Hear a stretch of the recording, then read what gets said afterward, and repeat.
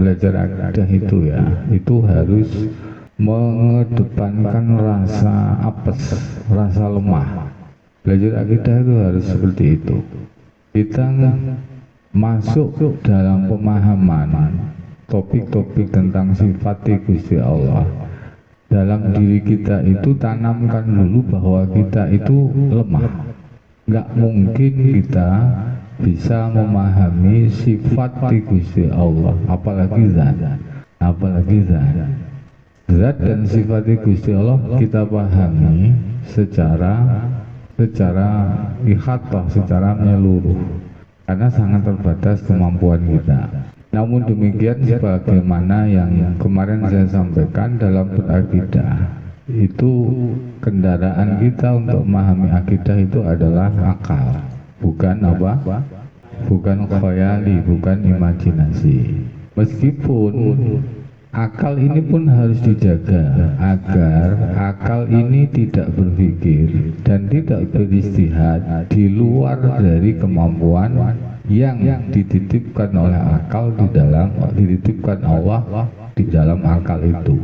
Kalau kita menggunakan akal untuk berpikir di luar dari kemampuan yang ada pada akal sendiri, itu perbuatan ilegal.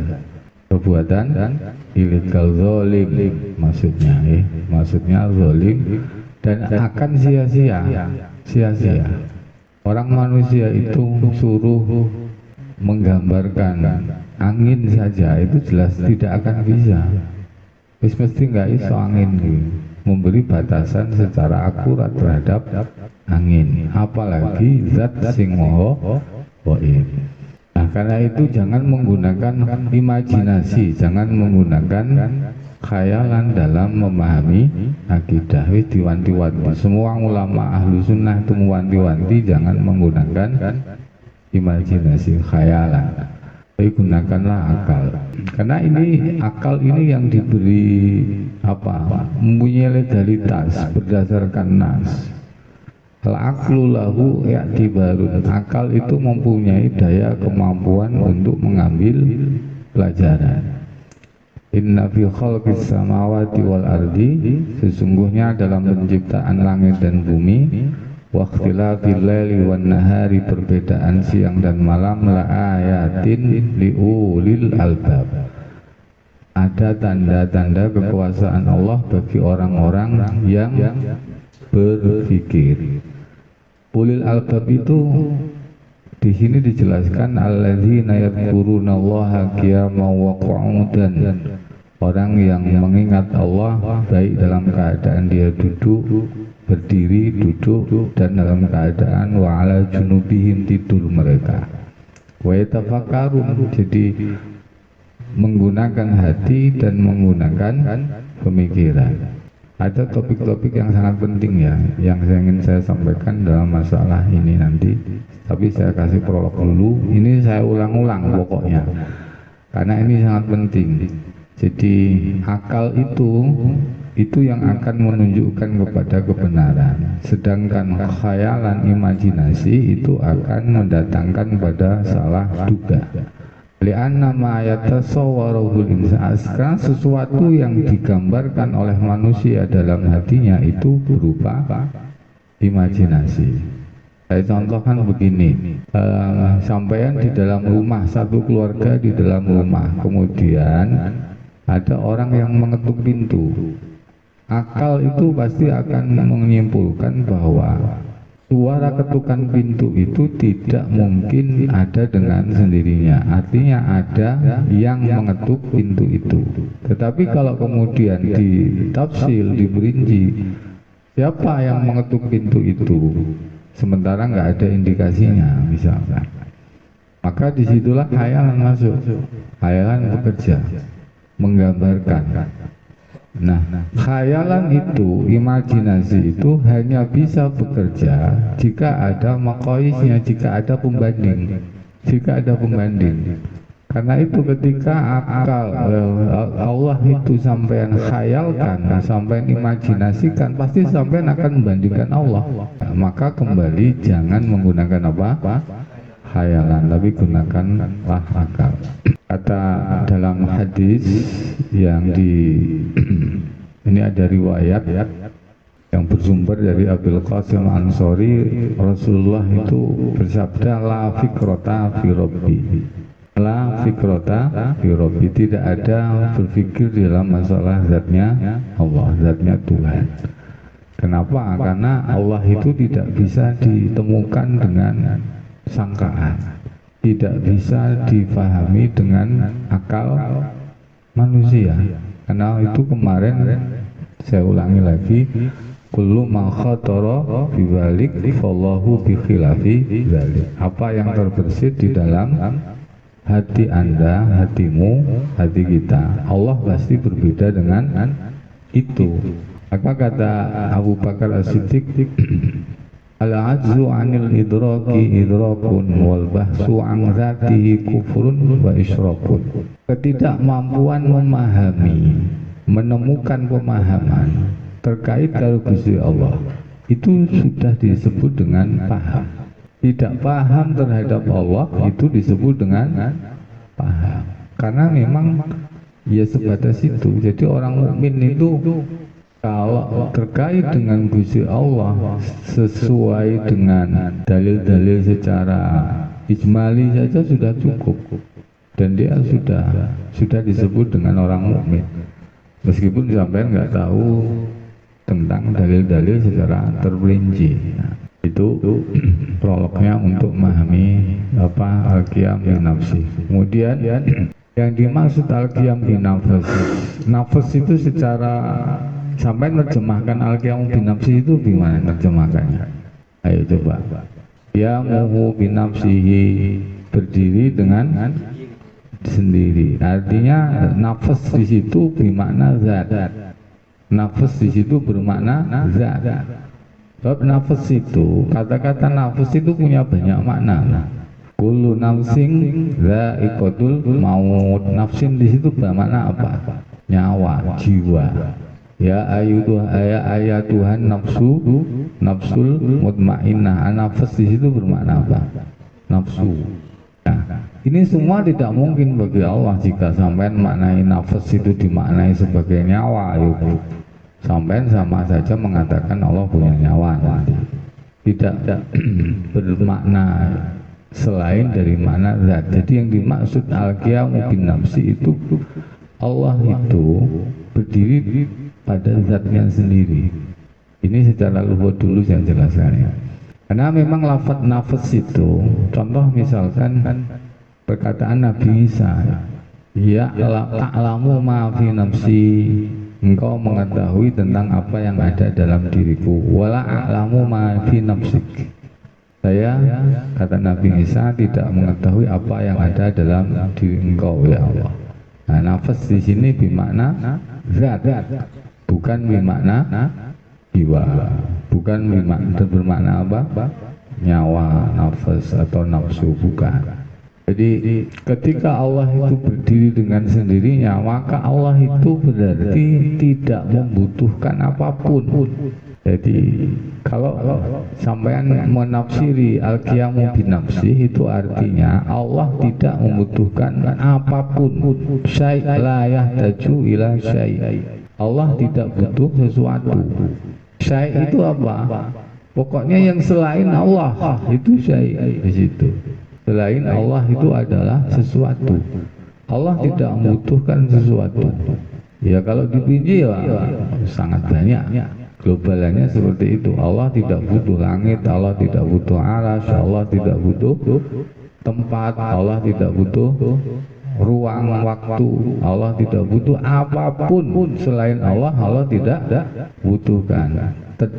Itu penafsiran dari makna dari al-qiyam bin nafsi.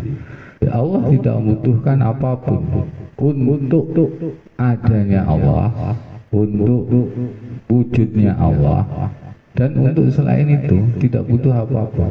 Allah, ilmunya Allah ya tidak butuh pada ilmu selain Allah, tidak butuh selain Allah. Kudrahnya Allah tidak bisa. Kebalikannya, kalau makhluk itu pasti butuh selain dia. fi kulli lamhatin wa nafasin, itu pasti dalam setiap nafas, setiap tarikan nafas, denyut nadi menungso pasti butuh karo Gusti Allah.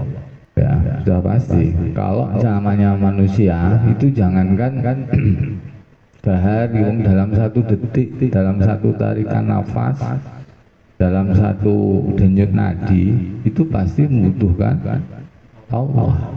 Pasti membutuhkan Allah. Kalau enggak, dicabut nyawanya entek. Nikmatul ijad dan nikmatul imdad. Jadi kalau kita memahami qiyamu binafsi, kita pahami juga bagaimana makhluk itu butuh kepada Allah. Pintu masuknya dari situ, karena kita nggak akan menemukan memahami hakikat dari qiyamuhu binafsinya Allah di luar dari kemampuan manusia itu. Sehingga bahasa para ulama itu mengatakan Allah itu tidak butuh sesuatu apapun, tetapi makhluklah yang membutuhkan kepada Allah. Kapan makhluk itu butuh kepada Allah? Ya dalam setiap detik, setiap menit itu butuh kepada Allah. Allah tidak butuh waktu, Allah tidak butuh zaman. Ini kalau diperinci ya, kalau diperinci kemarin itu kan ada problem akidah dalam internal umat Islam yang mengatakan Allah itu ada di arasy, Allah itu terliputi dengan zaman yang diciptakan. Ini kan orang yang akalnya itu dalam memahami akidah nggak jernih. Waktu, ruang dan waktu itu makhluknya Allah. Siapa yang menciptakan tempat? Allah. Siapa yang menciptakan waktu? Allah. Kapan adanya waktu? Sejak Allah menciptakan alam semesta. Ketika ada alam semesta, titik nolnya itu. Kalau kita mengukur waktu biasanya dengan perjalanan matahari, perjalanan bulan, itu kita ngukur waktu dari situ. Nah, matahari dan bulan itu ciptaan Allah. Bagaimana mungkin kemudian Allah diukur dengan waktu dan tempat yang itu ciptaan Allah? Kan tidak mungkin. Apalagi nanti kalau dikiaskan yang lain, siapa yang menciptakan matahari? Allah. Apakah Allah kemudian butuh matahari itu? Tidak. Siapa yang menciptakan bulan? Allah. Apakah kemudian bulan itu bermanfaat bagi Allah ketika Allah menciptakan itu? Kan tidak. Allah tidak mengambil manfaat sedikit pun dari apa yang diciptakannya, dari makhluk yang diciptakannya. Berbeda dengan kita. Dewi goreng tahu karena kita butuh pada tahu. Dewi kayak kopi karena kita memang butuh pada kopi. Jadi sifatnya Allah berdiri pada zatnya. Zatnya Allah tidak butuh pada tempat dan zat lain yang mewujudkan. Kalau kita zatnya makhluk butuh pada tempat dan butuh zat lain yang mewujudkan kita. Sifatnya Allah tidak butuh pada zat lain yang mewujudkan sifat tersebut. Sifatnya Allah tidak butuh pada zat lain yang mewujudkan sifat tersebut. Allah punya sifat kudrah. Allah punya sifat iradah. Apakah Allah butuh kepada zat lain supaya Allah punya kudrah? Tidak. Na'udzubillah min dzalik. Sampean bisa disifati dengan alim, punya ilmu. Sampean bisa disifati punya apa misalkan? Punya kemampuan, punya kudrahnya makhluk ya maksudnya, kudrahnya makhluk. Tetapi ilmu kita, kudrahnya kita, kemampuan yang ada pada kita itu diciptakan oleh Allah. Sehingga makhluk membutuhkan zat lain yang menciptakan, dan sifatnya makhluk membutuhkan pula pada zat yang disifati, juga butuh pada zat lain yang mewujudkan sifat tersebut. Paham nggak bahasa ini? Kedurun nggak ini? Seperti itu ya. Terus Ini tafsilan lagi. Lewati aja. Nah, di sini saya mengutip ada keterangan di kitab ini, kitab Ma'unul Murid dan di Ibnu Athaillah Sakandari ini, bahwa unsur utama dari kedirian dzatiyah yang melekat pada makhluk adalah butuh pertolongan Allah. Butuh itu sesuatu yang melekat dalam diri makhluk. Butuh, rasa butuh itu sesuatu yang melekat dalam diri makhluk. Kapan melekatnya itu kapan? Woi, si jenengi makhluk itu mesti butuh. Jadi saya mengatakan kan nggak ya sak detiknya, 1 menitnya, 1 tarikan nafas, 1 denyut nadinya itu namanya butuh, itu pasti melekat. Nah, Allah Subhanahu wa Ta'ala Maha suci dari rasa, dari butuh seperti itu. Nah, kalau namanya makhluk punya namanya al-faqah az-zatiyah, rasa butuh yang melekat dalam diri dia. Karena itu manusia yang hebat itu manusia yang bisa merasakan butuh kepada Allah. Itu manusia yang hebat. Sampai tahu konsep mubudiah itu apa? Sifat mumawulo maring Gusti Allah. Itu sifat yang paling disenangi Kanjeng Nabi, merasa hambanya Allah, sehingga ada tuntutan dari diri kita untuk menghamba yang benar. Itu selalu membutuhkan pertolongan dari tuannya, karena dia tidak memiliki apapun, dan itu sifat sing paling apik, sing bagus, melahirkan sifat faqah. Kalau manusia itu tidak merasa butuh karo Gusti Allah, kayak Fir'aun. Fir'aun itu ada pendapat dari ulama itu yang mengatakan kenapa Fir'aun itu sampai kemudian dia itu, apa sih Fir'aun itu yang terkenal dalam Al-Quran? Dia mengaku sebagai Tuhan. Ana rabbukumul a'la, saya Tuhanmu yang iya. Itu karena apa kok Fir'aun seperti itu?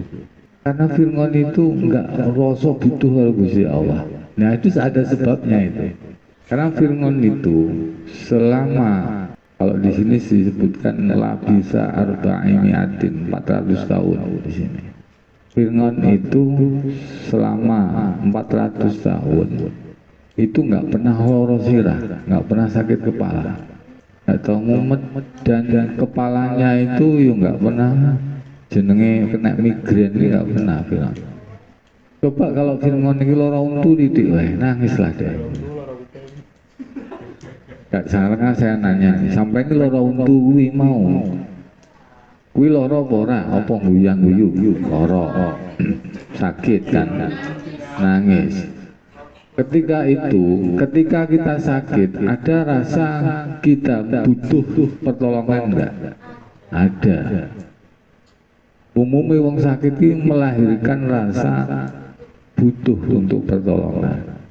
Nah, yang menyebabkan kita lupa itu terkadang kita itu selalu sehat, selalu kaya.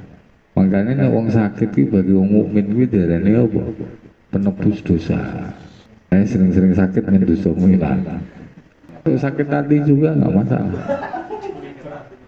Iya, sakit apapun yang kemudian menyebabkan sampai itu butuh pertolongan Allah, ya tentu ini kalau kita langsung mengembalikan pertolongan Allah mungkin perlu tahapan. Sejelas yang sakit sampean, misalnya kayak sakit gigi wae, sampean perlu adanya pertolongan dari dokter atau obat.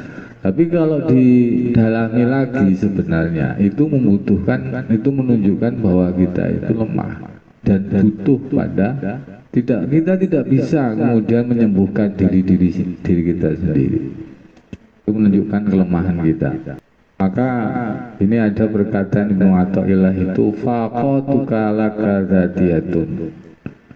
Ya, faqatuka laka dzatiyatun. Rasa butuhmu itu adalah sesuatu yang melekat dalam dirimu, zatiyah, melekat. Jadi bukan aidiyah, bukan sesuatu yang baru. Sejak lahir, sejak diciptakan, butuh itu melekat. Wa wurudul asbabi mudzakiratun laka bima khafiya 'alaika 'alai minha. Datangnya sebab mengingatkan pada Anda sesuatu yang samar tadi. Rasa butuhi kadang-kala samar. Iki terus terang wonge kadang-kala enggak duwe rasa butuh karo pangeran. Ketutup kadang-kala kuwi.